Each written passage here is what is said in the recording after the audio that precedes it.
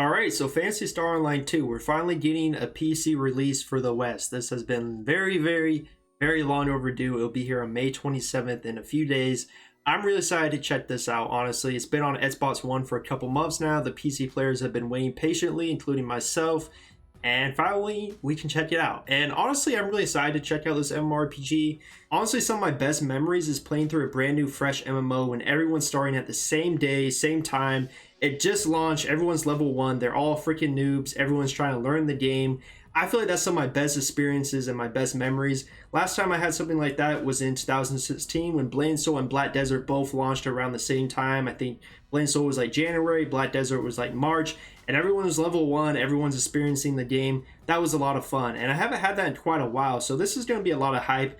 I can't wait to check it out. I'm not going to say this is going to be like my main MMORPG or anything like that, but the fact that there's a fresh new one coming out, I feel like it's going to be a lot of fun. Now, I already know there's going to be various people in the comments who are going to be like, no, Jark, it's like a 10-year-old MMORPG. But you have to remember, most of the modern popular MMORPGs are all freaking old. I mean, World of Warcraft is 15 years old and it's still the most popular one out there. You have Blade and Soul, which has been out in Korea since 2012, and I still play that game all the time. So really, it being 10 years old, is that really a big deal? In my opinion, no. I feel like the graphics still look pretty decent. The combat looks really fun. It's action combat. It's free to play. It's not pay to win. Apparently, everyone has said over the years that the business model is very fair for a free-to-play MMORPG, which is extremely rare, as we all know.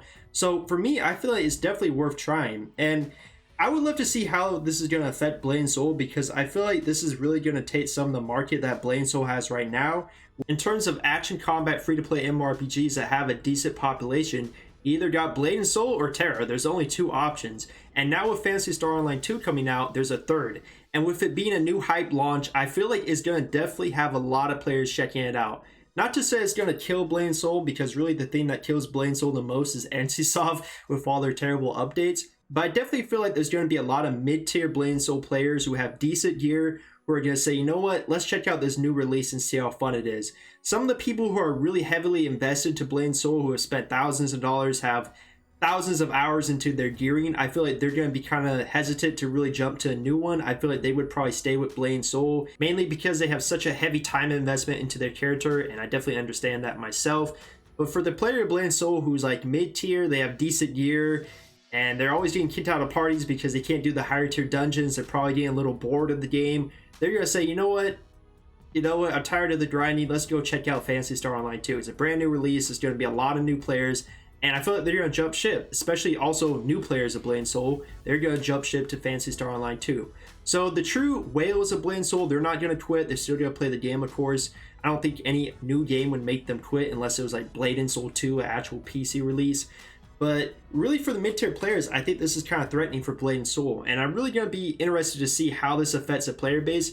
Blade and Soul really is going to have to step up and put out some really great events and actually listen to the community a little bit. That would be great.